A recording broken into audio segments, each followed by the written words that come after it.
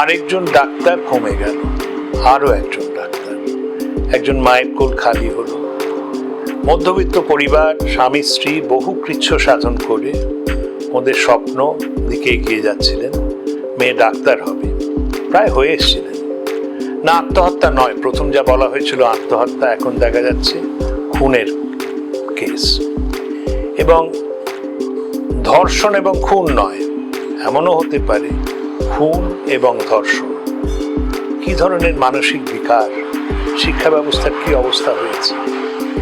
এখন বলুন তো, ভরসা করে আপনি আপনার যুবতী মেয়ে কিংবা ছোট মেয়ে কি school, college, medical college, engineering কলেজে পাঠাতে পারবেন?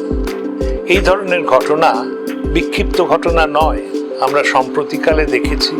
এটা হচ্ছে বিশ্ববিদ্যালয়, ইঞ্জিনিয়ারিং কলেজে, মেডিকেল কলেজে, না অন্য কোথাও নয়, খোদ কলকাতার বুকের উপর। এই অবস্থায় মানুষ প্রশাসনের উপর আস্থা হারিয়ে ফেলছে।